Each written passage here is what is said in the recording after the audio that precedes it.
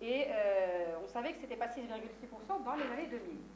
On a eu une étude que vous connaissez tous qui s'appelle l'étude Stepwise, où on avait la prévalence de l'HTA, de la dyslipidémie. D'ailleurs, l'HTA, la dyslipidémie, c'est rigolo de voir que, sûrement que ce n'était pas ça, il n'y avait pas exactement la bonne corrélation entre les malades. Eh bien, on s'est rendu compte qu'on avait 10,6% de Marocains âgés de plus de 20 ans diabétiques. C'était un dépistage où ils sont allés dans les maisons, ils ont toqué dans les maisons, ils ont pris toutes les personnes de plus de 20 ans qui acceptaient de participer à l'étude et ils se sont rendus compte que c'est 10,6%. En tant qu'endocrino, je ne peux pas vous dire que je suis d'accord avec 10,6%. C'est sous-estimé. Et vos 30%, c'est très probablement vrai pour les patients qui consultent les médecins, en fait. Mais, globalement, on a beaucoup plus de patients de plus de 40-50 ans qui vont chez le médecin que 20 ans, 30 ans. Moi, quand on me demande d'aller faire des campagnes de dépistage dans des usines où la moyenne d'âge, elle est de 20 ans, 25 ans, des ouvriers, je leur dis dépister autre chose. Parlez du tabac, ne parlez pas du diabète. Parce que, justement, ce n'est pas l'âge, en globalité. Du coup, après 50-60 ans, on pourrait arriver à 30% de la population. Quoi qu'il en soit, le danger de cette maladie, c'est qu'elle n'est pas, comme l'hypertension par exemple, elle ne donne pas de signes cliniques. Et on va avoir des patients qui n'auront aucun signe clinique et qui seront déjà avec des complications cardiovasculaires, rénales, ophtalmologiques, etc. On reprend donc sur les patients diabétiques. À votre avis, les signes du diabète, vous les connaissez, je ne reviens pas sur le syndrome polyuropolydipsique, on les ressent à partir de quand? Un patient diabétique qui va me dire je bois beaucoup, j'urine beaucoup. La glycémie est à combien? La glycémie, ouais.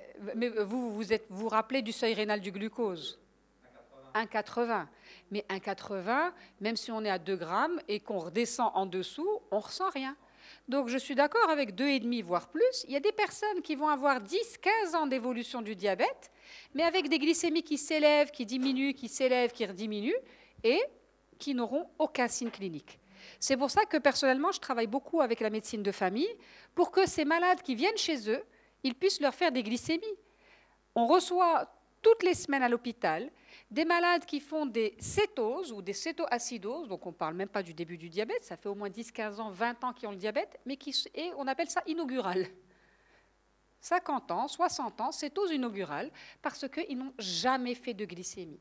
Et là, c'est triste de voir que 63% des personnes qui ont été enquêtées n'avaient jamais fait leur glycémie. Les autres, ils avaient fait la glycémie peut-être, et on ne leur avait pas dit qu'ils étaient diabétiques ou prédiabétiques. Du coup, si je pouvais avoir juste un message pour mes amis cardiologues, lorsque vous demandez un ionogramme, vous avez la glycémie. Je ne vous demande même pas l'hémoglobine glyquée, vous n'êtes pas censé la demander de base. L'hémoglobine glyquée? Alors, on peut le faire chez les personnes prédisposées, bien sûr. Chez qui? Alors, juste avant, on va aller sur ça. Vous avez de la chance, vous n'êtes que 8.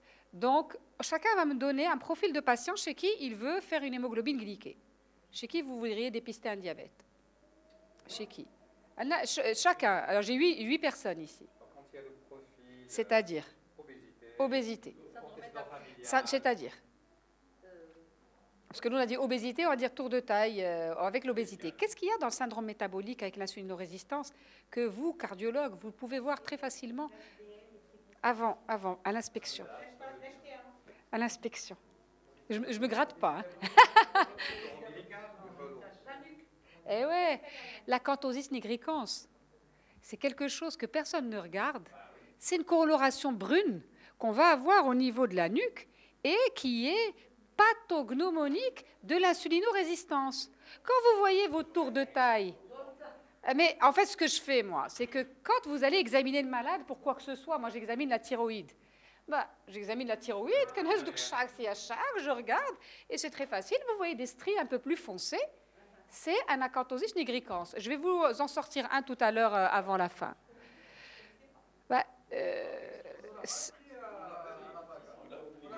Alors,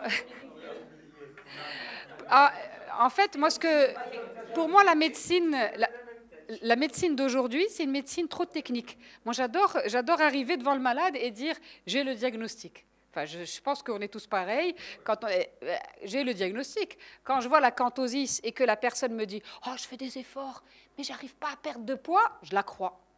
Parce que je sais qu'elle a une insulinorésistance. Donc, un petit signe clinique, juste une coloration brune, et certains veulent la laver. Ça ne se lave pas, hein. Il faut baisser le poids. Eh bien, on se rend compte que ce patient est prédisposé à faire un diabète. Donc, j'avais ici obésité. Oui ? D'insulinorésistance. Alors justement, quand tu as une insulinorésistance, tu as plus de tendance à avoir l'obésité, le diabète, la dyslipidémie, l'HTA et chez les femmes, les OPK, les ovaires polykystiques. C'est aussi dû à l'insulinorésistance. Bien sûr. Parce qu'on a, et ça, moi j'adore ma spécialité parce que je leur dis, vous connaissez les obèses à poids normaux? C'est ceux qui ont ça. Parce que ce sont des obèses à poids normaux. Ils ont une résistance à l'insuline et ils ont un BMI normal ou subnormal avec un surpoids.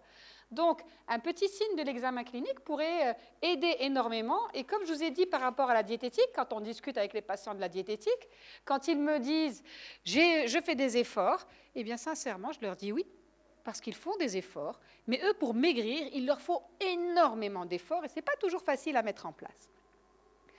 Donc, insulinorésistance acanthosis, ici obésité, tour de taille élevé.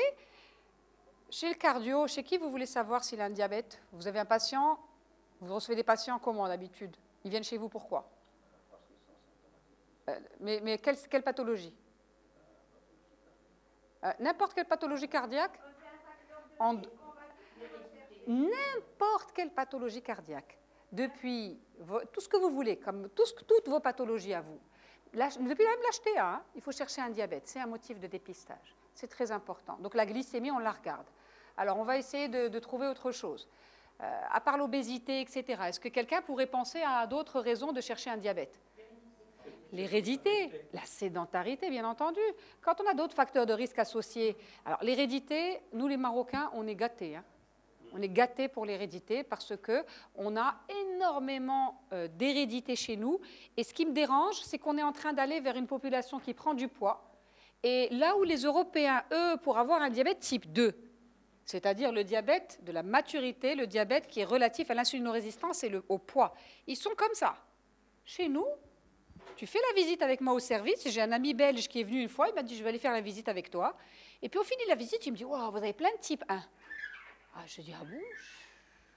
Non, on en a eu 2. Il m'a dit, attends, mais dans cette salle, il y en a au moins 6. Parce qu'on avait 6 dans la salle. Je dis, non, c'est tous des types, enfin, c'est 5, c'était des types 2, mais ils ont des poids normaux. Chez eux, il me dit, moi, ça n'existe pas. Il m'a dit, moi, pour qu'ils développent un diabète aussi avancé, aussi compliqué, donc, moralité, aidons nos enfants à ne pas prendre de poids, parce que plus ils vont prendre du poids avec la belle hérédité qu'on a, c'est comme ça, on ne peut pas changer l'hérédité, on va avoir plus de diabétiques, plus d'hypertendus, plus. Alors, c'est une très bonne question. C'est une très bonne question.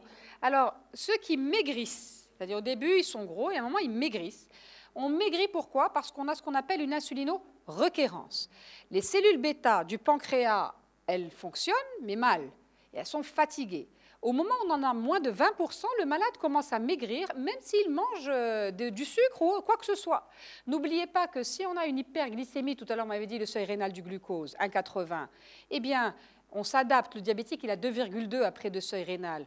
Mais plus on dépasse 2,2, qu'est-ce qui se passe dans les urines? Il y a du sucre qui passe. Le sucre qui passe, c'est des calories. Donc finalement, on va perdre du poids parce qu'on est déséquilibré, mais également parce qu'on n'aura plus de cellules bêta. Donc ces patients-là, ils vont maigrir. Mais ces patients que j'avais à l'hôpital, ce n'était pas forcément ce genre. Vous avez tous des patients diabétiques au diagnostic qui ont ma corpulence. D'accord? Moi, je n'ai pas de surpoids et je n'ai pas d'obésité abdominale. Mais on a des Marocains, et beaucoup de Marocains qui ont, enfin de Maghrébins en général, qui ont cette corpulence. Alors qu'avec ma corpulence et des gènes suédois, je ne sais pas moi, d'Europe du Nord ou même d'Europe du Sud, il n'y aura pas autant de diabète. Ah ouais, la génétique est très importante. Alors, on revient sur qui je vais dépister. Les signes du diabète, c'est facile, c'est quand c'est symptomatique, syndrome PP, syndrome polyuropolydipsique. Cela, je dis, c'est pas compliqué. Même mes enfants, ils vont penser au diabète. D'accord? Le syndrome polyuropolydipsique, c'est important.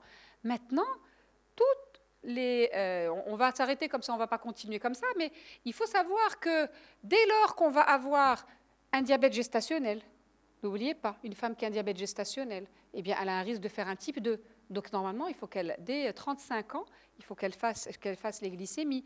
Une patiente qui n'a pas fait de diabète gestationnel diagnostiqué, mais quand on lui pose la question, elle me dit, tabarakallah, 4 kilos, la 4 kilos et demi, mais 4 kilos et demi, c'est une macrosomie. La seule explication, c'est l'insulinorésistance, c'est le diabète gestationnel. Et vous verrez qu'on a énormément de patients à dépister. Personnellement, j'aurai un malade qui dépasse 35 ans, qui vient à ma consultation, que je sois cardio, généraliste, pneumo, tout ce que vous voulez. Je demande un ionogramme souvent, mais je verrai ma glycémie. Je regarderai ma glycémie. Parce que ma glycémie normale après 8 heures de jeûne, c'est combien ? 1 gramme. 1 gramme. Alors, on ne peut pas. Les Américains, ils prennent 1,1. Pour une raison simple, c'est que s'ils prenaient 1 gramme, ils auraient plus de la moitié, c'est pour l'argent, plus de la moitié de la population prédiabétique ou diabétique. C'est la banqueroute assurée pour les assurances. D'accord ? Pour l'acheter, ils ont baissé les seuils, les Européens, et pas la glycémie. Je pense qu'ils en ont plus, des diabétiques. Quand vous voyez le mode de vie des Américains, ils font leurs chiffres, hein, c'est clair, pour regarder. En Europe, c'est 1 gramme. Aux États-Unis, c'est 1,1. C'est la même chose que nous, on choisit 1 gramme, hein, comme les Européens, parce que même pour le tour de taille, on adopte plus celui des Européens que celui des Américains, parce que si tu vois l'obésité abdominale des Américains, c'est pas du tout 80 et 94. C'est-à-dire un patient qui vient de voir de poids 1,08, 1,06 de poids, on lui dit il est prédiabétique.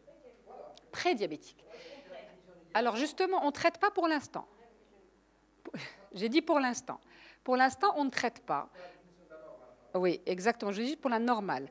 Alors, en dessous d'1 gramme, les personnes ont normalement d'une hémoglobine glyquée à 5,8. Hein, je ne pense pas qu'on allait discuter de ça, mais ça tombe très bien. 5,8, on a un métabolisme normal du glucose. Dès lors qu'on dépasse 1 gramme ou qu'on dépasse strictement 5,8% de l'hémoglobine glyquée, on a des moments qui vont fluctuer, qui vont être supérieurs à la normale et qui vont faire que les vaisseaux, parce que c'est ce qui nous intéresse en cardio, que les vaisseaux risquent de souffrir. C'est très réduit. Hein. Quand on part de là, on se rend compte qu'on a beaucoup de prédiabétiques. Quand on dit prédiabète, pour moi, le mot prédiabète est magnifique parce qu'il explique aux personnes le risque. Et en parallèle, on n'est pas obligé de les traiter médicalement. Je vais vous dire sincèrement, si je suis prédiabétique, je prendrai de la metformine, mais sans réfléchir. Parce que dans les études, on a prouvé que le fait de prendre de la metformine chez les prédiabétiques va reporter de loin la mise en place du deuxième traitement. Sauf que, comme je vous ai dit, on a beaucoup de pharmacoéconomie hein, dans les recommandations, etc. Eh bien, au niveau mondial, je ne vais même pas dire au niveau national, au niveau mondial, ce n'est pas encore recommandé. Tous les endocrinos dans le monde essayent de pousser pour ça, mais puisque c'est un très bon rapport bénéfice-risque. OK ? On la prend indéfiniment ? C'est un traitement à vie pour une maladie chronique. Après, on va la prendre et on va l'arrêter si elle n'est pas tolérée, on va l'arrêter si jamais il y a une contre-indication. Voilà. Et à ce moment-là, c'est quoi l'objectif d'hémoglobine glyquée ? Alors, l'hémoglobine glyquée normale, c'est moins de 5,8. Le diabète, c'est 1,26 en glycémie à jeun et 6,5, ouais, exactement, strictement. Donc après, dès que vous dépassez 6,5, vous êtes diabétique. Quand on va traiter les personnes, et c'est là que je trouve que notre spécialité est magnifique, quand on va traiter les personnes, on va avoir ça, c'est-à-dire les diabétiques de type 2, eh bien, ils sont tous pareils, tous différents. Moi, je dis toujours, ils sont tous uniques, mais on va individualiser. Vous m'amenez 3 malades, 3 âges différents, je peux avoir un objectif d'hémoglobine glyquée plus élevé pour le plus jeune ou moins élevé pour le plus jeune. Ça va dépendre des autres facteurs de risque. Donc dire aujourd'hui, il y a un risque individuel clair et on ne peut pas, par exemple, un prédiabétique à 40 ans qui n'a rien d'autre, mais le plus bas le mieux. Le plus bas, le mieux. Sous metformine, de toute façon, il ne va pas avoir de risque d'hypoglycémie. S'il le tolère bien, tant mieux. Après, il m'est arrivé 2 fois dans ma vie d'arrêter la metformine pour un patient diabétique qui était que sous metformine et qui a perdu 12 kilos. Donc le poids... Ah, bien sûr, Qui sont très motivés. bien sûr, Qui qu'on motive et qui. bien sûr. Mais je suis avec vous. Est-ce qu'on leur donne pas cette, C'est pas vrai. Je vais vous dire, c'est pas vrai. est-ce qu'on leur donne pas cette opportunité de faire un effort Alors, personnel mais si moi j'ai trouvé. avant de démarrer entre 3 mois? Alors tout est possible. Alors comme vous traitez pas les diabétiques, vous m'avez jamais entendu ça. Je dis toujours non mais il faut pas traiter les diabétiques parce que je vous assure, vous allez comprendre aujourd'hui que c'est bien compliqué. Les diabétiques, ici, vous voyez dans toutes les recommandations, ne cherchez pas à lire. On met ici mesures hygiénodététiques et où, c'est-à-dire on peut faire que les mesures hygiénodététiques ou la thérapeutique d'emblée. Ça, c'est l'ADA, donc l'American Diabetes Association, qui préconise ceci. Maintenant, ça va dépendre du contexte. Quand tu vois un malade qui va venir chez toi, qui mange un pain à chaque repas, qui prend 3 collations avec du thé super sucré, alors c'est notre quotidien. Il mange le bragmlaoui, ce que vous voulez. Un fruit, c'est tmarat. Shhal, khamsa sitta. Zouitnet, moi j'étais choquée au départ. Zouitnet, 20. 20 zitoun fi sbah. Je veux dire, c'est quand même des choses qui, au départ, moi, m'ont un peu, je ne vais pas dire, m'ont effrayée. D'où tu viens? Donc, si jamais ce malade, il ressemble à celui-là, et que je me rends compte que, ouais, il a l'air bien motivé, il s'est rendu compte, il y en a très peu, hein, sur ceux-là qui mangent comme ça, dès le départ, tu sais que, bon. Donc, celui-là, avec Zouitnet 20, et quand il me dit, surtout que j'adore quand il dit Zouitnet, et je vois qu'il y en a 20, ça, il sort avec sa metformine. Hein. Il sort avec sa metformine et son traitement diététique. Mais par contre, on en a certains, de plus en plus, qui sont documentés dans la famille, il y a des diabétiques. Eh bien, quand ils viennent, ils ont déjà une bonne hygiène de vie. J'ai deux choix. Je vois que j'ai des choses à changer dans l'hygiène de vie. Et je me dis, je peux leur donner leur chance, oui. Et des fois, je viens, moi j'ai un malade lundi, j'avais rien à changer dans son mode de vie. Il mangeait comme il faut, il faisait l'activité physique qu'il faut, mais je ne vais pas le tuer. Mais le diabète n'est pas du tout une maladie. Je ne sais pas ce que vous avez mangé tout à l'heure, mais vous savez que vous et moi, on doit manger comme un diabétique. Le diabétique n'a pas de régime. Si vous pouviez aussi sortir d'ici sans parler du mot régime, ce serait génial. Le mot régime, c'est un mot qu'il faut bannir, mais bannir de nos consultations. Monsieur, je vous dis, je vous mets au régime. Comment vous vous sentez? Je vois sa tête. La frustration complète. Non, mais tu n'as même pas envie de continuer, pas envie d'écouter-le. Et les Marocains, non, mais c'est important, mais autre chose, les Marocains, on est tellement généreux qu'on a une grande quantité. Et donc, on a toujours peur de manquer. Dans nos gènes, c'est comme ça. Exactement. Mais beaucoup d'expressions qu'on va avoir, elles dénotent de nos habitudes. Donc, si jamais moi, j'ai un patient qui vient, qui mange bien, et il vient chez moi et je lui dis, je vais te mettre au régime, on va arrêter de manger du pain. Les dattes, c'est trop sucré. Le miel, les fruits, un seul. Non, mais c'est pas possible. Mais c'est pas possible. Est-ce que vous avez déjà essayé? Je vous assure, quand on demande à ma patiente de faire quelque chose, il faut faire la même chose d'abord soi-même. J'ai démarré par le régime qu'on m'a appris la première fois dans mon service. En un mois, j'ai perdu 3 kilos. Je n'avais pas besoin de perdre 3 kilos, j'ai perdu 3 kilos. Et à chaque fois que j'allais à table, j'étais comme ça. Moi, ceux qui me connaissent, quoi qu'il arrive, je souris. J'étais triste. Et moi, j'étais triste. Je suis rentrée chez M. Chouaibi. Je lui ai dit, monsieur, les malades, ils ne nous écoutent pas. Hein. Ne croyez pas qu'ils nous écoutent. Ils ne sont pas fous. On ne peut pas suivre ce genre de choses. Il faut qu'on change. Et en fait, la diabétologie commençait à changer en Europe et est venue chez nous avec tout ce qui est individualisation et discussion. Moi, je ne vais jamais laisser un malade avoir faim. Mais et ça, c'est quelque chose qu'il faut dire aux malades. Même quand on leur dit on va manger peut-être moins, je leur dis on va manger de la qualité, on va manger différemment. Et la phrase « surtout ne vous inquiétez pas, vous n'aurez pas faim », je vous assure, ça donne la banane, si je puis le dire, au malade. Parce que lui, tout ce dont il a peur, c'est de ne plus manger ce qu'il aime et d'avoir faim. Ça, c'est important.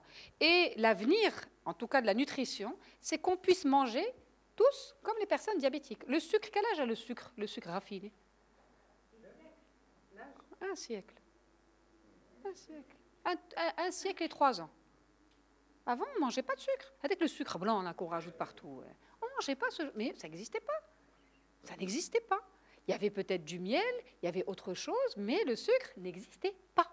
Du coup, comment ils ont fait nos ancêtres pour vivre? Ils vivaient bien. On n'en a pas besoin. Je parle de sucre rapide. Hein. Je parle de sucre rapide. Donc, quand on va avoir ces patients-là devant nous, les mesures hygiénodététiques, dans l'éducation thérapeutique, très vite, on fait des entretiens motivationnels et on voit qui est plutôt motivé, qui ne l'est pas. Et même celui qui est motivé, s'il n'y a rien à changer, je suis obligée de le traiter. Parce que le malade, on doit comprendre qu'il a ce qu'on appelle une maladie chronique.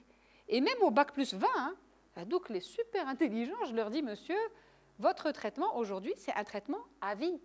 Peut-être qu'il sera à vie, peut-être que je vais vous le changer par un autre traitement, mais en tout cas, il ne faudra pas l'arrêter. Peut-être que vous n'allez pas le tolérer, mais il faut absolument faire rentrer ce concept. Vous avez la même chose pour l'HTA, pour les autres pathologies. Ils vous prennent le traitement 3 mois, vous leur donnez un rendez-vous 3 mois, 1 semaine, ils viennent, vous trouvez une tension élevée, ils vous disent « c'est les doigts dit ici maintenant ». Mais c'est classique. Il faut se revenir mettre en question nous-mêmes. Est-ce qu'on a dit aux malades que ce traitement, c'est un traitement qui allait durer une longue période, peut-être toute sa vie ou peut-être moins? Depuis que je dis aux malades cette phrase, je n'ai plus jamais eu, mais je vous assure, hein, depuis que je dis à tous mes malades en consultation, la première fois que je mets en place un traitement, que ce traitement est un traitement peut-être à vie et que de toute façon on le changera par un autre, on rajoutera un autre, même si jamais il a 15 jours de consultation de délai ou là 1 mois, il achète sa boîte, il me demande d'écrire la mutuelle, ce que je fais bien entendu, mais il continue son traitement. Et ça, c'est à nous de changer. Ceux qui reviennent, bien sûr. C'est un biais aussi, ça. Oui, alors, un jour à l'AMCAR, monsieur le vice-président, il faudra faire quelque chose, à mon avis, qui est passionnant. C'est le choix des mots et l'éducation thérapeutique pour les malades. Parce que, en fonction de nos habitudes, on va parler aux malades. Mais il y a certains malades qui ne nous ressemblent pas. Il y a certains malades qui ne comprennent pas. Moi, quand je parle avec ma façon à certains malades, ça passe très bien. Et avec d'autres, ils ne comprennent pas ce que je dis. Ils ne comprenaient pas ce que je disais. Il a fallu que je fasse énormément de formation pour arriver à m'adapter, parce que c'est mon rôle de m'adapter. Le malade est là, il n'a pas... Moi, je donne juste un exemple. J'avais un malade du sud du Maroc, et il vient, et je lui dis, donc postprandial, etc. Il me ramène un cycle glycémique, je ne comprends rien. Je regardais, et je lui dis, قلت لك ساعتين مورا الفطور. Il me dit, إنا واحد. Non, non, non, non, ici, les gens dans le sud, ils prennent 2 petits-déj. Mais moi, c'était à moi d'anticiper. Je veux dire, juste ces choses comme ça, dans la culture, on vit dans notre pays, on a des gens de différentes régions. Moi, le jour, il m'a dit, إنا واحد. Presque un chauffe. J'ai insisté, parce que moi aussi, je pensais avoir été précise. Il en prend 2.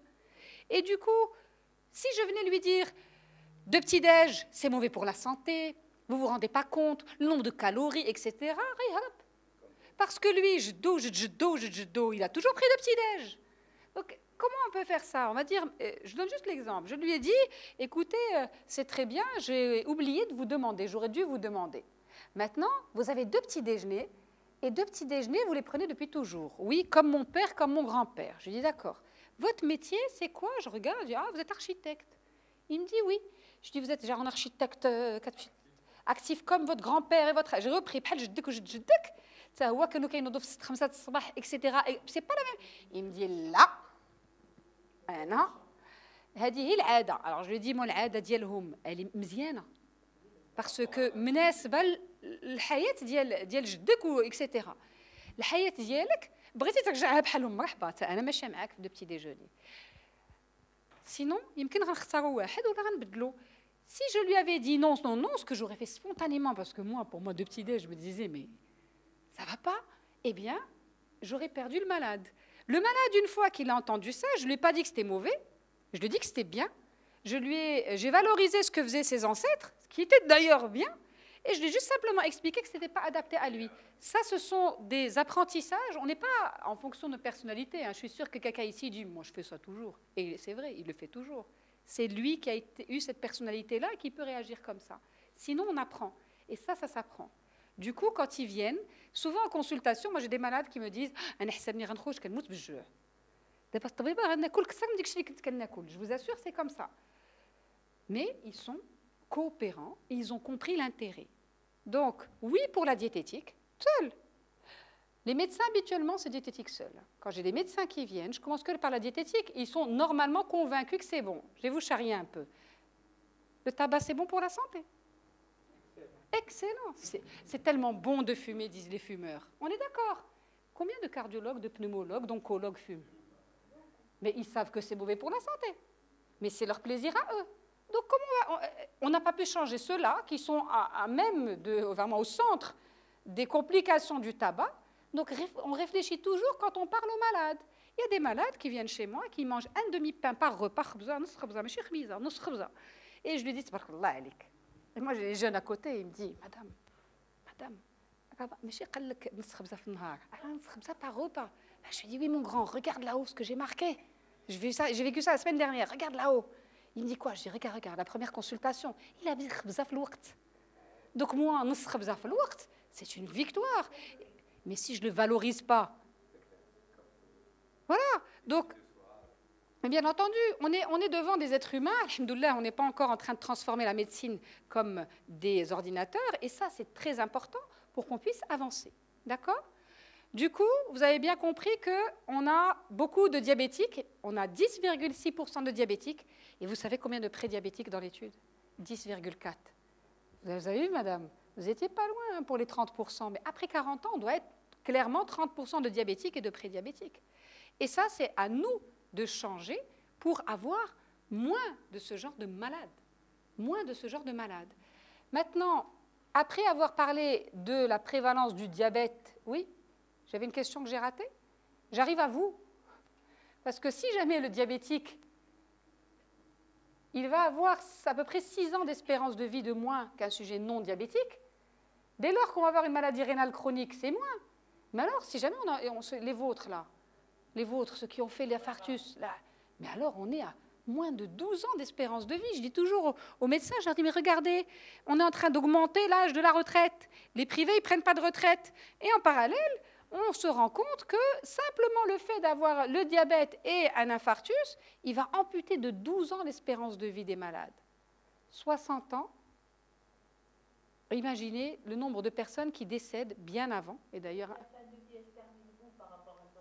alors, on ne pouvait pas, ici, c'est parce que dans les différents pays du monde, on n'a pas la même espérance de vie. Alors, chez nous, en moyenne, on est vers 76, c'est 78 chez la femme et 72, je crois, chez l'homme, quelque chose comme ça. En tout cas, on a augmenté. C'est un choix de vie que je comprends. Non, mais vous comprenez... C'est des choses qui sont importantes à mettre dans nos têtes et à mettre dans la tête également des personnes, je ne dis même pas des malades, pour pouvoir avancer. Donc aujourd'hui, si jamais vous êtes venu à l'atelier, vous avez raison, parce que ce diabète, qui est une maladie avec beaucoup de génétique, hein, vous avez tous un copain, une copine, un collègue qui mange ce qu'il ne faut pas manger, qui est comme ça, et qui a un bilan comme ça. Je les déteste. Moi, ma meilleure amie, elle est comme ça, je la déteste. J'ai ma meilleure amie qui est comme ça, elle est endocrino, qui a une chauffe à la bête minni. Ah non, mais c'est terrible. On part ensemble en congrès, je reviens avec 2 kilos. Elle part, elle mange 3 fois ce que j'ai mangé, elle revient avec 0. Ça, c'est ses gènes. Donc la génétique, elle est là. Maintenant, on peut agir sur la génétique. Parce que ce qui agit sur la génétique, c'est tous les facteurs d'environnement, et c'est cela. C'est la diététique, c'est l'activité physique. Bien entendu, plus on va avoir d'obèses, et surtout d'obésité métabolique, plus on va avoir de sujets diabétiques, et le stress. Alors juste, je vais éliminer le stress, parce que notre monde est devenu un monde de stress. On enlève un stress, on a 3 stress. Donc on vit avec le stress, c'est fini. C'est fini. Sauf si peut-être qu'on a une coupure de toutes les technologies, parce que les technologies nous ont apporté beaucoup de bienfaits, mais beaucoup de stress. Et je suis admirative d'ailleurs, parce que vous avez tous vos téléphones ici, et que pour l'instant, personne n'a regardé son téléphone, ou quasiment pas. Je vais vous dire ce que c'est après, si vous voulez, ça n'a rien à voir avec ça. Mais c'est effectivement pas de la politesse. Il y a certains, ça ne va pas être de l'impolitesse. Mais non, vous êtes là, vous êtes intéressés, oui. Mais c'est difficile de se lâcher de son téléphone, on est d'accord. Donc le stress est là. Maintenant, la diététique. La diététique... Et ce n'est pas du régime, hein. J'insisterai toujours, même quand vous parlez d'hypertension, vous avez vu qu'au début on disait régime sans sel et que maintenant on dit régime peu salé. Vous voyez que le régime peu salé, c'est ce qu'on doit manger tous, c'est pas ce qu'on mange à l'hôtel. Hein. On n'est pas censé manger beaucoup de sel, si je vous consulte. Vous me dites de manger du sel comment? Peu. Même si vous n'êtes pas hypertendu. Un patient non hypertendu n'est pas censé prendre le sel qu'on consomme les Marocains aujourd'hui. Ils consomment trop de sel, trop de sucre, trop de gras et c'est trop en quantité. D'accord? Et ça aussi, on s'habitue. Malheureusement, on s'habitue et depuis l'enfance. L'individualisation, ce n'est pas que sur le traitement. Je vais continuer sur ça parce que je vous ai préparé, je vous dis plein de choses. Eh bien, c'est sur le patient. Alors, regardez ici. L'approche multifactorielle, vous la connaissez tous. Pas que la glycémie, pas que l'hypertension, pas que, bien entendu, IECRA2, on les prescrit chez nous pour protéger le rein. Et on fait attention aux lipides. Ça, c'est clair. Regardez ma démarche quand j'ai un patient devant moi. Quand j'ai un patient devant moi, j'ai une hémoglobine glyquée. Mais l'hémoglobine glyquée, quand elle est devant moi, je n'explique pas au patient, je dis le khzen. Mais le khzen, 10 et 8%, c'est quoi la différence? Il y a une différence. Et si je vous dis 8%, regardez, si je vous dis 8%, c'est 2,05 en moyenne, et 10%, c'est 2,75. Ça commence à vous parler un peu plus. En moyenne, c'est-à-dire avant, c'est un peu moins, et après, on dépasse 3 grammes du coup. C'est comme ça qu'on commence avec les malades. Mais on leur explique de cette façon-là. Je continue. Je repère quelle glycémie va être en cause dans le déséquilibre pour que je sache, est-ce que c'est mieux de mettre un sulfamide? Est-ce que c'est mieux de mettre une glycine? Est-ce que c'est mieux de mettre les nouvelles thérapies comme, je vais dire les noms, hein, pas comme, j'adore quand vous m'appelez quand ce n'est pas des sympos, je suis tranquille, je peux dire les marques aussi, c'est important. Voilà. Mais c'est important. Quand vous avez, les sulfamides, vous connaissez, hein, c'est tout ce qui est diamicron et toutes les glimépirides, l'amarel, etc., glucovance, par exemple. Quand on parle d'IDPP4, c'est le patient qui va venir chez moi, je peux lui mettre un IDPP4, c'est-à-dire Januvia, Galvus et Trajanta qu'on a. Un exemple, celui-là, ce n'est pas le même candidat. Ça va dépendre de sa glycémie. Bien entendu, je vérifie s'il est en prévention secondaire ou pas, s'il a une insuffisance cardiaque ou pas, et est-ce qu'il a le rythme de vie que vous avez, Hélène. Vous êtes en consultation, vous n'êtes pas dit à 12h30, j'arrête, et je vais aller manger. Vous avez 3 malades qui vous attendent, vous n'allez pas manger. On est d'accord, pour ceux qui mangent. Et vous allez manger plus tard. Non mais, vous comprenez? Si jamais j'ai un ouvrier devant moi, peu importe l'argent, mais lui, à 12h30, il y a une sonnette, et lui, il va à la cantine, et il mange. Et c'est tous les jours pareil. Je ne vais pas le traiter de la même façon, parce qu'il y en a un qui risque d'avoir des repas réguliers, l'autre qui n'a pas de repas réguliers. L'architecte dont je vous parlais tout à l'heure, dans son rythme de vie, si c'est un architecte assis toujours sur son bureau, dans son bureau d'études, ce n'est pas la même chose que les architectes qui vont sur les échafaudages. Ils vont monter, ils risquent de tomber s'ils font une hypoglycémie. Donc tous ces paramètres, j'en tiens compte et ça va me donner l'objectif de l'hémoglobine glyquée, madame. Et vous avez raison, 7%, c'est pour les personnes qui ne font pas beaucoup de diabétos. On leur dit, s'il vous plaît, 7%, c'est un bon rapport bénéfice-risque. Pourquoi c'est un bon rapport bénéfice-risque? C'est pour ça. C'est parce qu'à 7%, on est ici. Et ici, c'est moins de risque de rétinopathie, de néphropathie, mais pas beaucoup de risque d'hypoglycémie non plus. Comme ça, on fait la balance. Si j'ai un patient qui vient sous sulfamide, par exemple le glyclaside ou le glimépiride, qui vient à 6,2%, super content. Ils sont comme ça, ouais, je suis dans le truc non diabétique. Moi, je lui dis, monsieur, oui, mais vous risquez de faire des hypoglycémies, quel que soit le traitement sulfamide que vous allez prendre. Je n'ai pas envie que vous ayez 6,2%, c'est trop bas pour vous. Pourquoi c'est trop bas? Parce qu'on sait que quand on va avoir des patients type 2, ceux qui sont traités par sulfamide, en moyenne, ils vont faire une hypoglycémie symptomatique par trimestre. Et il y en aura plusieurs des asymptomatiques. Donc, patient qui sort de chez vous, infarctus, AVC, je ne sais quoi, multiples facteurs de risque cardiovasculaire, ça ne veut pas dire que je ne vais pas mettre de sulfamide. Des fois, on est même obligé, ils ne peuvent pas payer autre chose. Des fois, c'est par défaut, et des fois, c'est tranquille. Mais quand je vois qu'il 2 à 3 fois par mois, il manque de glucose, son cœur, il manque de carburant, qu'est-ce que va faire un cœur fragile? Eh bien, il va récidiver potentiellement. Du coup, je réfléchis toujours et j'individualise l'objectif d'hémoglobine glyquée. Je ne vais pas vous expliquer comment je fais, je vais juste vous montrer la complexité.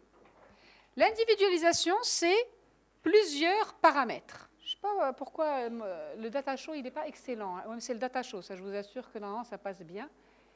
Bon, c'est pas grave. En haut, en jaune, ici, c'est le risque d'hypo. Si j'ai un risque d'hypo très bas, je peux aller très bas dans l'hémoglobine glyquée. Si le risque d'hypo est pas très bas, ben, je peux aller plus haut. Ah, merci beaucoup. Je cherchais quelqu'un d'assez grand, ben, je chauffe la résolution. Là, le truc d'Yelhoum, c'est la lampe qui se met. Ça dit que la lampe d'Yelhoum, la lampe le data show, c'est comme les téléphones et les ordinateurs aujourd'hui. Les data show, ils ont 2 ans d'espérance de vie costaud. Après, ils n'ont plus... et c'est fâché d'ailleurs. Voilà, parfait. Ça va revenir. Tu vois, ça, le fait que ça vienne comme ça, c'est que la lampe n'est pas... C'est la lampe, c'est même pas vous. Voilà, on va peut-être éteindre la lumière de nouveau. Wallah est là. J'ai fatigué le data show, j'espère que je ne vous ai pas fatigué vous. Hein. Donc, on a différents paramètres. Ah, c'est pas lui, c'est vous. Voilà. Ah, voilà. Du coup, monsieur, on a encore besoin que vous rallumiez ce truc, je crois. Non? Il se rallume tout seul? Ah, donc, l'accroissement individualisé du risque d'hypoglycémie. Est-ce qu'il y a une maladie cardiovasculaire? Donc, il est en prévention primaire, prévention secondaire. Est-ce qu'il a des facteurs de risque aussi? Ce n'est pas que ça. Mais également la durée du diabète. Je ne regarde pas de la même façon quelqu'un qui a 65 ans, qui a 10 ans de diabète derrière lui, comme un sujet de 65 ans qui a rien derrière lui. D'accord? Qui a... Par contre, du coup, ça, c'est pas normal. Attendez. Enfin, c'est pas normal. Si, c'est normal, mais on va faire comme ça. Voilà, c'est bon. Plus le temps va passer en diabétologie, en tout cas que le patient va avoir un diabète, et plus ce sera difficile de le contrôler. Donc, quand vous avez des endos et qui vous disent ils sont assez contents d'avoir 7,5%, parfois même 8%, alors nous, on est heureux après 30 ans de diabète, d'habitude, rien ne marche. On met de l'insuline, mais on doit peser le rapport entre la vie du malade et le risque d'hypoglycémie. Et à la fin, donc ces paramètres, c'était les premiers. On a aussi l'aptitude des patients. Est-ce que le patient il est motivé pour, pour contrôler sa glycémie? D'ailleurs, j'essaye de moi-même m'améliorer. Je ne dis plus diminuer l'hémoglobine glyquée ou baisser l'hémoglobine glyquée ou diabète déséquilibré. Il vaut mieux parler de diabète contrôlé et diabète non contrôlé. C'est plus élégant, on va dire, pour les malades, quand on y réfléchit. Donc, on a l'aptitude des patients et les ressources. Les ressources sont importantes. Moi, je n'ai pas honte quand je dis Floramètre, Mandoum, Illa, Metformine, Sulfamide, insuline humaine. Alors, c'est mieux que Méricaine. Méricaine, ils n'ont rien. Tu n'as pas d'argent, tu n'as pas de traitement. Les diabétiques qui n'ont pas de mutuelle aux États-Unis ou une mauvaise mutuelle, ils mangent 1 fois par jour. Le mrarba, il mange 3 fois par jour avec le Ramed. Donc, il faut être vraiment, faut faire attention, et ce n'est pas parce qu'on est au Maroc qu'on a ça. Donc, on va regarder maintenant mes 3 patients. J'ai Khadija, 60 ans. Elle est sous un traitement metformine, glucophage et générique, pour ceux qui ne tolèrent pas le glucophage. Si vous avez des malades ou de la famille, il y a la metformine à libération modifiée qui est arrivée, c'est l'Ipradia. Ça peut aider. Il a eu une seule période de rupture, mais c'est parce que le labo n'a pas imaginé qu'on en aurait autant besoin. Ça reste intéressant essentiellement parce que ça combat l'insulinorésistance. Stagide, c'est de l'ambonate de metformine. La différence entre glucophage générique et stagide, c'est que le stagide 700, il y a 280 mg de metformine base. Donc j'ai besoin de 3 stagides pour avoir la même quantité de metformine, la même dose de metformine que glucophage 1 g. C'est pour ça que stagide, idéalement, c'est au moins 3 fois par jour, sinon 2 le matin, 2 le soir, tout en sachant que la dose max, c'est 6. Mais quand on donne 6 comprimés par jour à un patient qui, en plus, a de la HTA, du cholestérol, vous imaginez combien... Donc, du coup, le stagide, si on n'arrive pas à tolérer le glucophage, c'est possible. Personnellement, je ne prescris jamais plus que 4, parce qu'il y a d'autres traitements à côté. Alors, l'IDPP4, Januvia, Galvus, Trajanta. Qu'est-ce que c'est? Est-ce que ça baisse la glycémie? Oui, c'est un antidiabétique. Est-ce que ça fait baisser la glycémie en dessous du seuil de l'hypoglycémie? Non. Il n'y a pas d'hypoglycémie. Pourquoi? Parce que quand on vous parle des incrétines, c'est un mécanisme d'action qui est particulier. Lorsque on va manger, vous avez mangé tout à l'heure, dans votre tractus gastro-intestinal, vous avez des hormones qui s'appellent le GLP1, glucagon-like peptide 1, et le GIP qui vont être sécrétés et qui vont stimuler, comme le sulfamide, Ils vont stimuler à la fois, où je suis, à la fois ils vont avoir la stimulation de l'insuline, mais aussi ils vont agir sur le glucagon. Vous vous rappelez, le glucagon, on ne savait pas travailler dessus. On savait juste travailler sur l'insulinorésistance et l'insuline. En postprandial, votre glucagon, comment il est? Ceux qui ne sont pas diabétiques, ça baisse. Les diabétiques, qu'est-ce que fait le glucagon du diabétique? Il reste élevé. Donc, une part de l'hyperglycémie des patients diabétiques est due au glucagon. Ça vous explique pourquoi les diabétiques disent « mais c'est vrai. Mais parce que quand on est diabétique, on n'a pas besoin de manger pour que la glycémie s'élève. La glycémie s'élève de toute façon, même si j'ai encore les cellules bêta, parce que j'ai le glucagon qui reste toujours en plateau au plafond. Quand on agit sur ces deux, insuline et glucagon, on sait que sécréter correctement, on va avoir un sucre qui n'augmente pas et ne diminue pas. Et juste après manger, on a une enzyme qui s'appelle la dipeptidylpeptidase 4 qui va être sécrétée. Elle va inhiber ces hormones. Donc, toutes les 2 minutes, quand vous mangez, heureusement, on a l'insuline et le glucagon qui vont s'arrêter d'être sécrétés. Chez le diabétique, le problème, c'est qu'on sait qu'il n'y a pas assez de sécrétion d'insuline. Et on sait que le glucagon, il n'est pas assez diminué. Qu'est-ce qu'on fait? On va inhiber cet inhibiteur.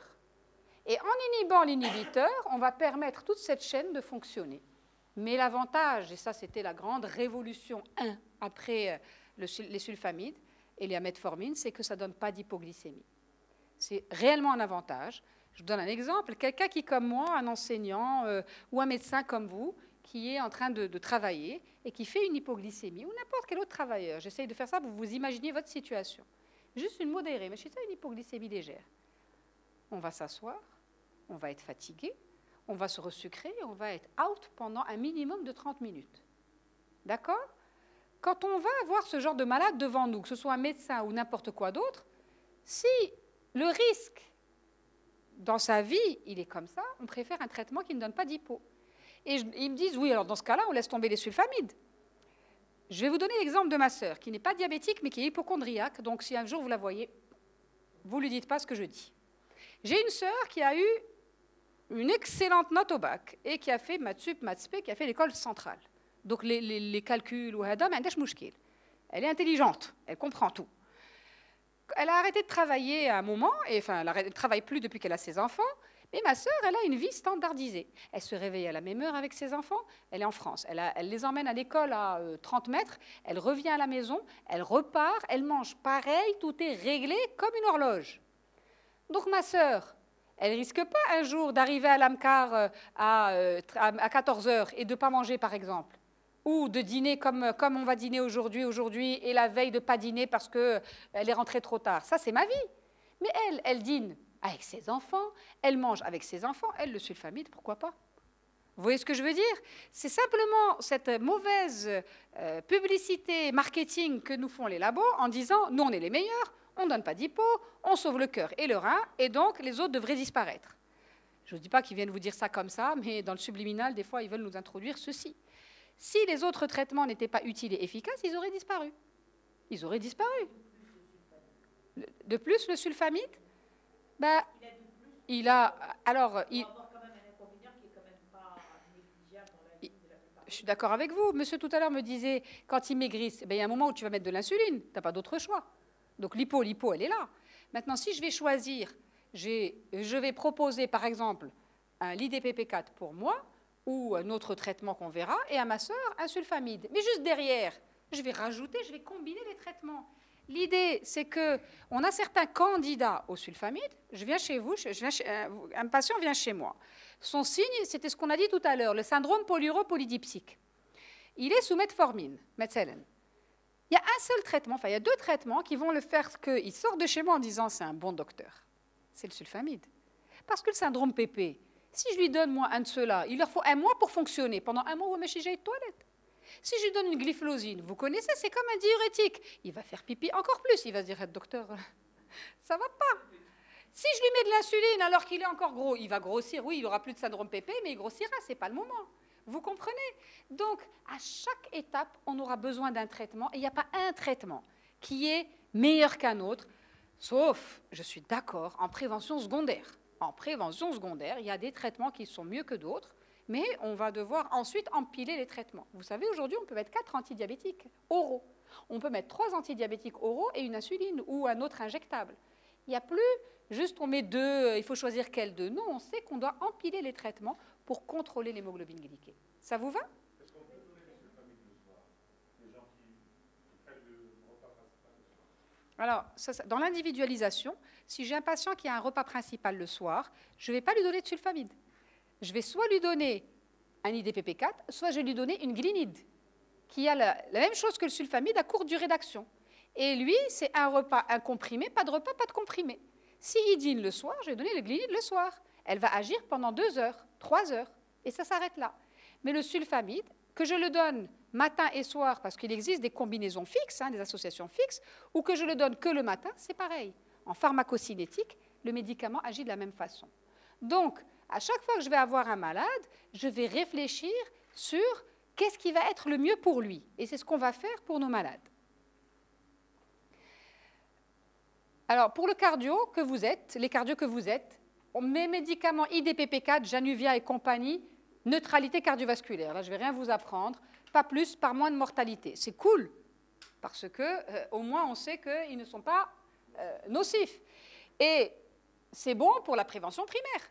C'est bon pour la prévention primaire. On peut très bien les utiliser.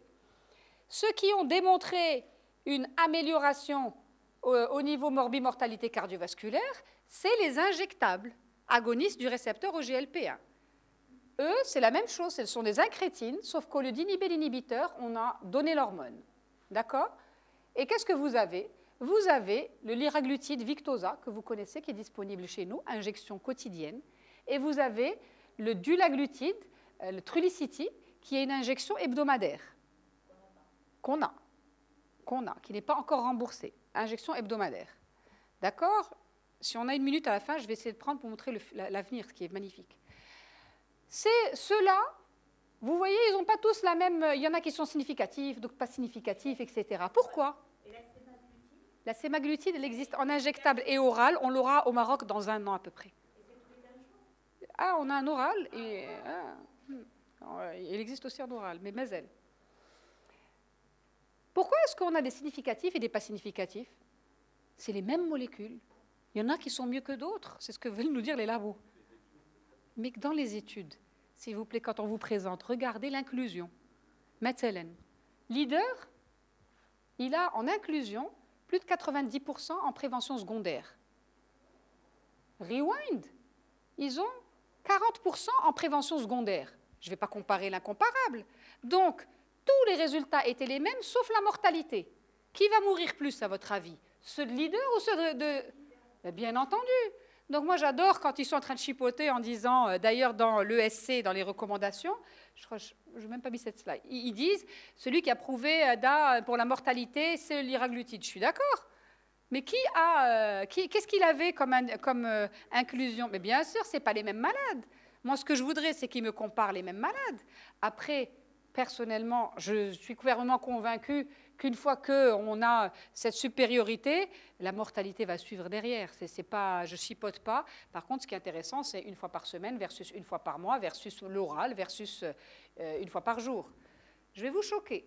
Vous pensez que les diabétiques, si on oublie l'argent, parce que quand même, je ne vous ai pas donné les prix, ça c'est entre 1000 et 1400 dirhams par mois. Et le Januvia, c'est à peu près 400 dirhams par mois.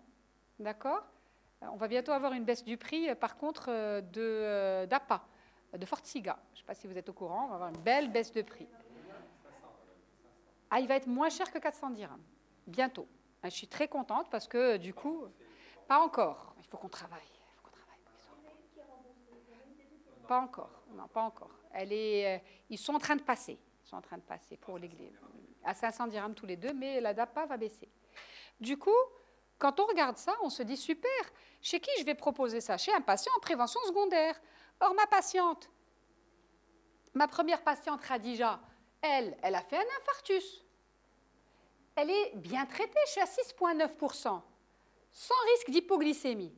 Donc déjà, vous me dites super, pas de risque d'hypo, je suis contente, son cœur est fragile. Mais on est obligé d'ajouter quelque chose qu'à cause de l'infarctus.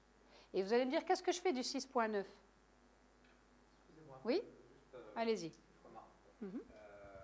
Vous dites qu'il a fait un infarctus, je suis Mhm. obligé. Alors, Ah il y a ouais. déjà des gens qui ont fait leur infarctus à 40 ans, Ouais. 45 ans tabagiques, qui Ouais. n'étaient pas diabétiques, qui ont un diabète après. C'est pas forcément une complication du diabète. Non, mais ça Est-ce que la protège. différence fait là ou pas? C'est une très bonne question. On n'a pas cette donnée en evidence-based medicine. Mais si j'ai un malade qui arrive comme ça, je lui donne quand même. D'accord? Parce que c'est un excellent antidiabétique. OK?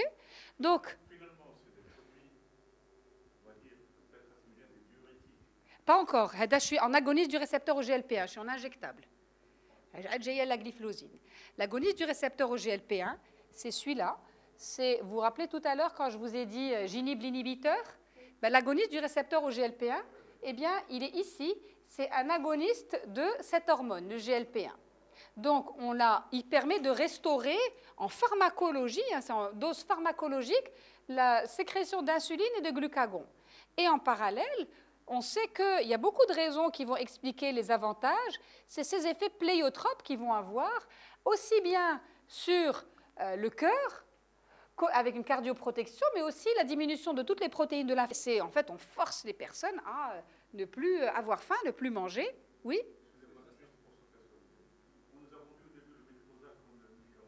J'adore comment vous parlez. J'adore. Merci, monsieur. Oui, on vous a... Mais pas moi.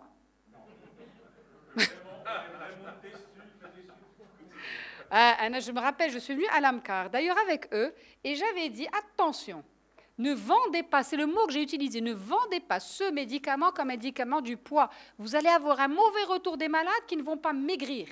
Il y a des mauvais répondeurs sur le poids, il y a des mauvais répondeurs sur l'hémoglobine glyquée. Par contre, comme aujourd'hui on sait qu'ils ont cette protection cardiovasculaire et rénale, eh bien c'est un médicament qu'il faut. Je leur dis, je rigole quand je dis, vous savez, la cerise sur le gâteau, le comble de l'endocrino, il baisse l'hémoglobine glyquée pour quasiment tout le monde. Il va améliorer le profil cardiovasculaire et rénal, et la cerise sur le gâteau, c'est qu'il arrive à faire perdre du poids aux malades, mais pas tous. Mais pas tous. Par contre, le Saxenda fait perdre du poids à tout le monde. Et lui, c'est le médicament de l'obésité. Donc, si jamais je reviens, vous m'invitez, je me fais inviter. Je me fais inviter pour ça, mais c'est hyper important. À ce moment-là, c'est le médicament de l'obésité. Ce n'est pas le médicament du diabète, on va le prescrire à tout le monde. Tous les obèses, indépendamment du diabète. Ben oui, le sulfamide, c'est un antibiotique d'origine. On ne l'utilise plus. Vous voyez ce que je veux dire? La médecine, ce qui est magnifique dans la médecine, c'est qu'on découvre des nouvelles vertus à certains médicaments. D'accord? Le glucophage, la metformine, à chaque fois, on a des études qui nous disent la jouvence, même pour la jouvence. Vous voyez ce que je veux? Peut-être qu'un jour, on nous dira ça, j'en sais rien. On se mettra tous à prendre de la metformine. Alors, ceux qui maigrissent avec la metformine, c'est ceux qui ne la tolèrent pas. Ils font la diarrhée, ils ont la nausée. Donc, ils vont avoir des troubles hydroélectrolytiques. Qui est-ce qui perd du poids grâce à la metformine? Tous les diabétiques qui ne tolèrent pas, parce qu'il faut un mois et demi. Bon, ils perdent 1 à 2 à 3 kilos pendant un mois et demi. Allège. Ils ont la nausée, ils ont la diarrhée. Mais non, pas tout. Il y en a qui ont la diarrhée. Là, mais ça dépend. Alors, mais au bout d'un mois et demi, ils n'ont plus les symptômes. 10 kilos. Donc, ce n'est pas un médicament du poids ou de l'obésité, c'est simplement une mauvaise tolérance qui va durer jusqu'à 1 mois et demi. D'accord? C'était présenté comme l'antidiabétique oral pour les obèses. Alors, mais bien entendu, dans le UKPDS, c'est ce qu'ils ont fait. Et ensuite, ils se sont rendus compte des obèses à poids normaux. Vous avez vu que tout à l'heure, on avait raison de parler de ça. Que l'agir sur l'insulinorésistance, grâce à la metformine, c'est important. On le donne même pour les OPK, les ovaires polykystiques. Quand elles ont un problème de fertilité, première intention, on va donner de la metformine, hors AMM. Parce que là, je suis filmée, mais c'est hors AMM, mais c'est vrai qu'on le fait.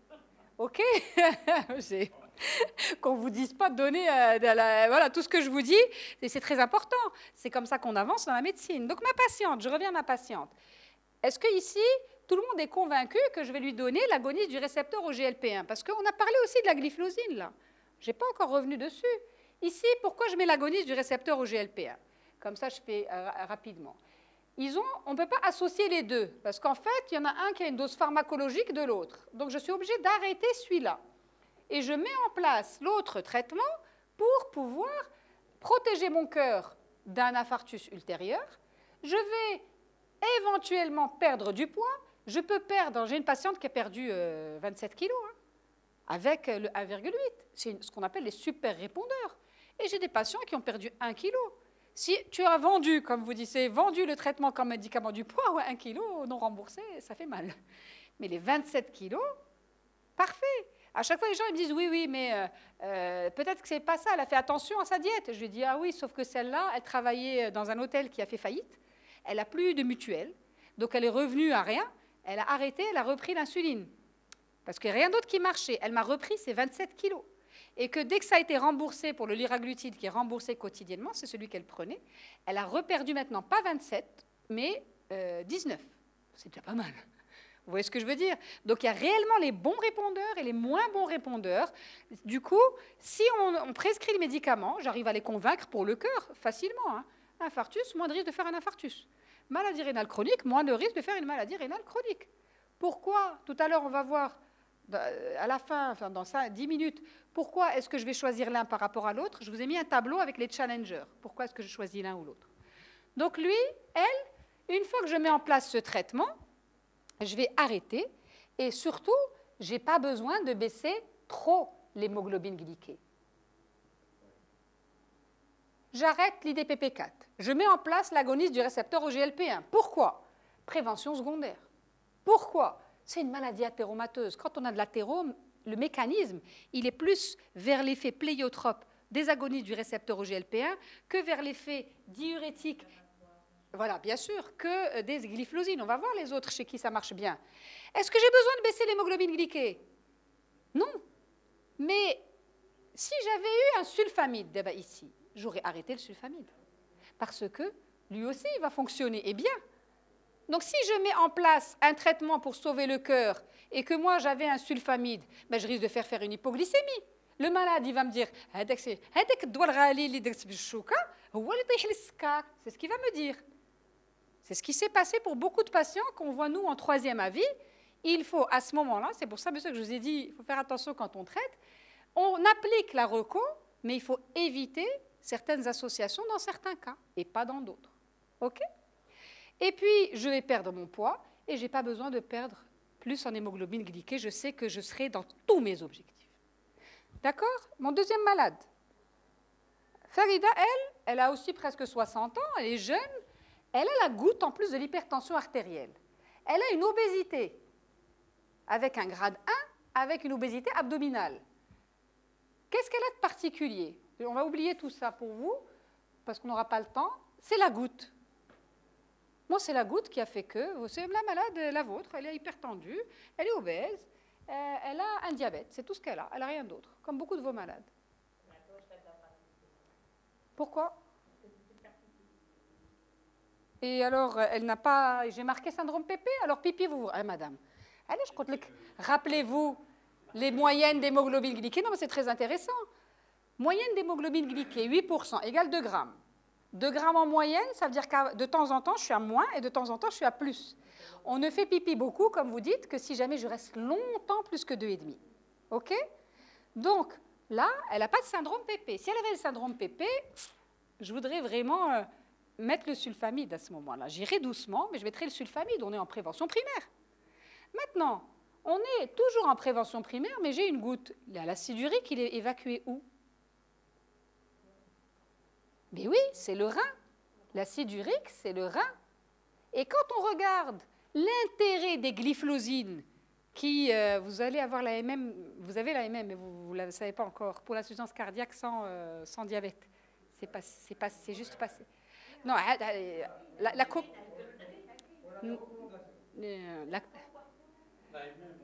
je ne vous dirai pas quand il arrêterait la caméra, parce que sinon je me fais zugouiller, mais quand il arrêtera la caméra, je vous dirai. Mais vous allez le prescrire très vite maintenant, légalement.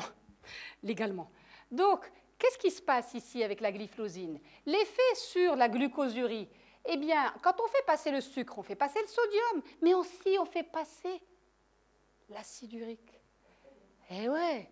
Donc, quelqu'un qui a une goutte, avec l'obèse, il a souvent la goutte, c'est possible.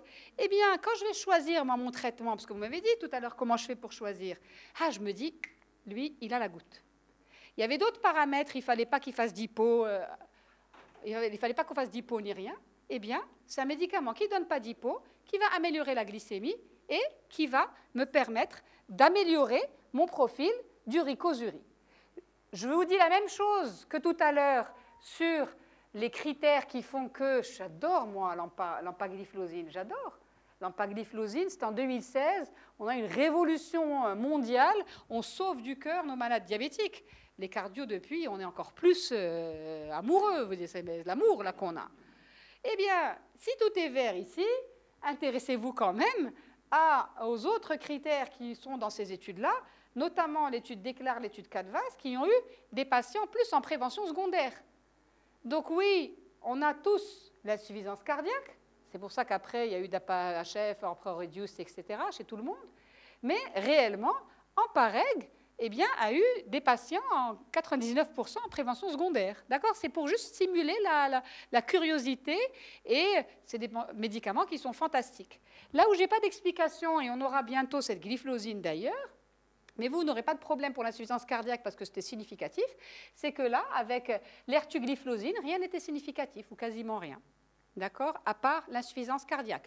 L'insuffisance cardiaque diurétique, on comprend que l'effet qu'il va avoir sur le cœur et sur l'insuffisance cardiaque. Oh, on en a beaucoup. Hein. Donc ce patient-là, il a... Pardon, le patient... Où est-ce qu'il est mon deuxième? Attendez, c'est moi. Mon deuxième, qui avait l'HTA et la goutte. Eh bien, j'ai mis la glyphlosine. Pourquoi? Elle baisse en moyenne de 1% l'hémoglobine glyquée. Je suis à 8%, je vais y arriver. En plus, tout le monde fait baisser sa glycémie. Ça, c'est l'avantage des glyphlosines. Il n'y a pas un bon et un mauvais répondeur. Tout le monde répond, parce que c'est mécanique. Quand on parle du sulfamide, de la metformine, des incrétines, on a toujours les bons et les moins bons répondeurs. Mais là, c'est diurétique, glucosurique, tout le monde perd du sucre. Du coup, tout le monde va baisser en moyenne de 1% l'hémoglobine glyquée. Je vais y arriver. J'améliore l'hyperuricémie. Je perds un peu de poids, entre 1 et 3 kilos. J'aurais voulu perdre plus. Hein. Du coup, lui, si j'avais le Saxenda, oui, mais je n'aurais pas mis l'iraglutide ici. Vous avez vu? L'iraglutide aurait peut-être fait perdre plus de poids, mais comme a dit monsieur, je ne lui vends pas pour le poids. OK? Dernier patient, et maintenant vous avez toutes les clés pour répondre. C'est... Vraiment, je voulais vous garder toute la journée, vous. L'Hsen, c'est facile. Il a un tabagique, hypertendu et l'insuffisance cardiaque. Je m'arrête là. Mais bien entendu, sauf que là, il est à 8,1. Tant mieux, parce que je suis que sous metformine. Mais imaginez, donc l'Hsen, je le traite facilement. D'accord? Facilement. Glyphlosine, on sait que ça baisse la mortalité, j'arriverai à l'objectif d'hémoglobine glyquée, etc. Maintenant, imaginez le même malade, le même Hsen, sauf que je vous switch 8 à 11. La glyphlosine va faire perdre 1%. Et c'est pourquoi, quand vous avez ce genre de malade en cardiologie, ce que personnellement j'attends de vous, c'est la collaboration. Toutes les villes du Maroc, il y a des sensibles et des moins sensibles, il y a des partenaires et pas des partenaires. En endo, en cardio, en général, c'est normal. La collaboration, c'est que si l'endo n'a pas identifié ce patient-là comme un patient candidat à ces nouvelles thérapies, vraiment, moi, j'attends de vous que vous fassiez un coup de fil, un courrier. C'est difficile quand vous prescrivez chez un diabétique. Maintenant, vous aurez l'AMM pour l'insuffisance cardiaque. Mais le souci de ces thérapies-là, parce que c'est facile à prescrire, ce n'est pas comme l'agoniste, ce n'est pas injectable, etc., c'est que chez le diabétique, vous risquez de faire des cétoses avec des glycémies normales, il se retrouve à l'hôpital. Il risque d'y avoir plus d'infections urinaires et au début asymptomatiques, donc ça aggrave la fonction rénale. C'est chez le diabétique, hein, j'insiste. Chez le non-diabétique, on n'a pas les mêmes paramètres, donc le risque n'est pas le même. On n'a pas la même flore, on n'a pas le même risque infectieux. Et du coup, ça me pose toujours question. Je ne vais pas dire problème, mais question. Quand je vois un malade chez qui la glyphlosine n'est pas prescrite par quelqu'un qui est habitué à la diabétologie, parce que ça me prend. Je vous ai mis ici d'ailleurs l'éducation thérapeutique pour les glyphlosines. Les glyphlosines, elles sont... je vais les retrouver. Pouf. Alors, ça prend un petit moment, pas beaucoup, mais il faut qu'on arrive à éduquer ces patients-là. Alors du coup, j'ai perdu mes glyphlosines. J'ai perdu mes glyphes. Non, voilà, j'ai trouvé. Il faut la bonne hydratation. N'oubliez pas, vous allez avoir ce challenge avec vous et c'est là où vous allez discuter avec le malade. Quand vous avez une fraction d'éjection réduite à insuffisance cardiaque, vous dites quoi au malade? Combien? 1 litre. Je mets la glyphlosine. Moi, je dis d'habitude, il faut bien s'hydrater. C'est écrit dans aucun consensus, dans rien. Je ne comprends même pas pourquoi personne n'y a pensé. Il faut qu'ils augmentent leur rapport hydrique. Alors, on n'est pas en diabétologie, c'est ce que j'ai fait au départ. Et ce que tout le monde a fait au départ dans le monde, on s'est rendu compte que ce n'était pas obligatoire. Ce n'est pas obligatoire. Et on laisse le diurétique, chacun son rôle. Vous voyez ce que je veux dire? On laisse le diurétique et par contre, on peut augmenter entre 250 ml à 300 voire 400 ml la quantité d'eau que le patient va boire. En concertation avec le cardio. Quand j'ai une insuffisance cardiaque, je dis votre cardio. J'appelle le cardio ou j'écris au cardio et je lui dis écoutez, moi je vous propose 500 ml de plus, vous vérifiez avec le cardio que c'est OK. Ensuite, avant la chirurgie, on doit arrêter. On arrête à chaque fois qu'on a un risque de déshydratation, ça c'est très important. On avait peur pendant Ramadan, ce n'est pas le sujet d'aujourd'hui, mais les études ont prouvé que pendant Ramadan, il n'y avait pas plus de déshydratation. Ils ont beaucoup d'avantages parce qu'ils baissent l'hémoglobine glyquée, ils ont une perte de poids de 2-3 kg pour tout le monde, ils ne vont pas faire d'hypo, ils diminuent la pression artérielle, l'uricémie, on a protégé le cœur, protégé le rein. On peut le mettre avec tout le monde, ça c'est un avantage. Attention, il y a quand même des précautions parce qu'il faut faire attention à l'hygiène intime.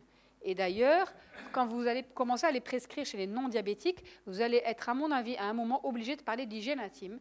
Et l'hygiène intime, c'est important parce qu'on a plus de mycoses et plus d'infections urinaires chez les diabétiques.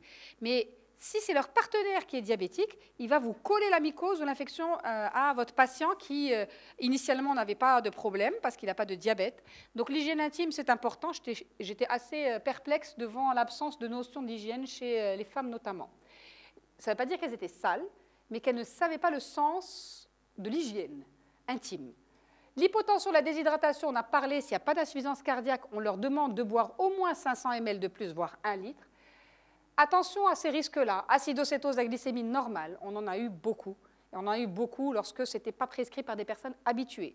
Alors, on a eu de tout. Hein. On a eu des cardios, on a eu des généralistes. Ce n'est pas pour stigmatiser les gens, mais il faut faire attention parce qu'il y a une éducation chez les diabétiques pour les prévenir que ces douleurs au ventre, eh bien, ça peut être une cétose. C'est pour ça qu'on a besoin de la collaboration.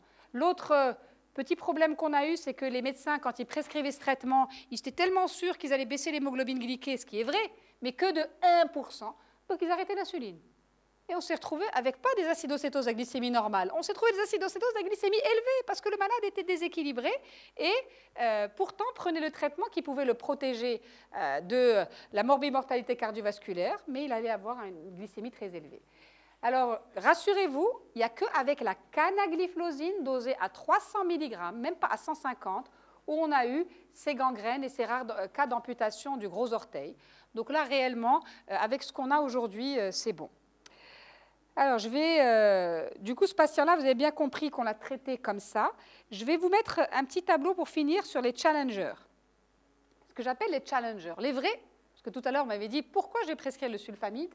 Les vrais challengers, c'est les IDPP4 avec les sulfamides. Attention, le sulfamide, rappelez-vous, il est efficace maintenant. Syndrome PP, sulfamide marche bien. Syndrome PP, l'IDPP4, il marche dans un mois. Ça ne veut pas dire qu'il marche mal.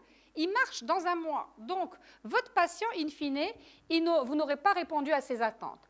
La neutralité cardiovasculaire que je vous ai montrée tout à l'heure, elle a été prouvée avec le glimépiride. Alors, l'étude Advance, c'est une superbe étude pour les cardios, c'est une superbe étude pour les endocrinos, enfin ceux qui font de la diabéto, mais c'était sur le rein, ce n'était pas sur le cœur. Si vous regardez les détails, le cœur, il n'y avait pas de diminution de la mortalité cardiovasculaire avec le glyclaside. Par contre, une diminution de l'avancée de l'insuffisance rénale, ce qui est génial, c'est un super traitement. Aujourd'hui, on a une étude, l'étude Carolina, qui a prouvé qu'il y avait une neutralité cardiovasculaire avec le glimépiride. Donc, on est plutôt à l'aise quand on met des sulfamides maintenant. Les désavantages, c'est le risque d'hypo. Je ne baisse pas trop l'hémoglobine glyquée. Ce n'est pas 7% pour tous. Il y a des patients chez qui je demande 7,5. Comme ça, je suis tranquille. J'ai moins de risques. La prise de poids, vous savez aujourd'hui que c'est avec les nouveaux traitements, les nouveaux sulfamides, on a entre 0 et 1 kg. Et la durabilité, c'est un peu long à expliquer. Mais les désavantages pour les IDPP4, ça va rester franchement juste le coût. Les vrais challengers également, c'est glyphosine et agoniste du récepteur au GLP1. Mais attention, s'il y en a un qui fait perdre du poids, il fait perdre chez tout le monde 1 à 3 kg, et si l'autre n'est pas un médicament du poids, il peut faire perdre jusqu'à 25-30 kg. En moyenne, les agonistes du récepteur au GLP1, dans les études, ils ont fait perdre 5 kg, 2 à 5 kg. Mais chez certains, ils perdaient beaucoup, et chez d'autres, ils ne perdaient pas. Donc, c'est des moyennes. C'est pour ça qu'on ne peut pas dire que c'est un traitement du poids. L'avantage des glyphosines, je ne l'ai pas mis ici, ça va rester l'insuffisance cardiaque. Hein. L'insuffisance cardiaque et le fait que ce soit une voie orale. Mais les malades, aujourd'hui, quand on leur propose les injectables, ils me posent une seule question. Vous savez laquelle? Est-ce que c'est de l'insuline? Je dis pourquoi? Est-ce que ça donne des hypoglycémies? Ils n'ont pas peur des injections. Hein. Ils adorent les injections. Moi, j'étais étonnée. Je te jure, j'aurais pas cru. J'aurais pas cru. Je n'ai aucune difficulté à mettre en place un traitement injectable dès lors qu'ils comprennent que ça ne donne pas d'hypo, surtout au vu des avantages. Donc, vraiment, pas de souci par rapport à ça. Je vais terminer en vous disant que l'avenir, ce n'est pas l'agoniste du récepteur au GLP1, c'est une double combinaison avec le GIP qui vient de sortir il y a moins d'un mois aux États-Unis et on est très heureux. L'AMG, c'est ça l'avenir, c'est le seul truc. Et que ce qu'on veut, nous, c'est cette collaboration multidisciplinaire. Il n'y a pas de souci, les généralistes, ils prennent en charge les diabétiques, tant mieux. Quand ils deviennent compliqués, ils vont nous les adresser. Les endocrinos, notre job à nous, c'est le diabète depuis le dépistage, mais c'est surtout le traitement et ensuite quand ils vont avoir des complications. Les cardiologues, votre rôle, c'est de sauver le cœur de nos malades. Donc sauvez-nous le cœur de nos malades et sauvons le cœur de nos malades parce qu'aujourd'hui, on a un traitement qui doit, chez le diabétique, être prescrit par l'endocrino. Moi, je suis fermement convaincue que les cardiologues ne doivent pas apprendre à faire de la diabétologie, mais ils doivent comprendre qu'est-ce qu'on doit faire. Ce n'est pas la même chose. Comprendre, oui. Traiter, non. Je continuerai à défendre cette idée parce qu'il y a tellement de choses à faire en éducation thérapeutique. Ça me prend 15 minutes pour expliquer un médicament à un malade. 15 minutes. Tous les médicaments, et certains un peu plus. Chacun son truc, et les néphros également. Et j'ai mis des petits points parce qu'on en a beaucoup. En tout cas, j'étais ravie de discuter avec vous. J'espère que j'ai quand même dépassé Chouïa de 2 minutes. Donc, ça va. Merci beaucoup. Et je vais laisser le président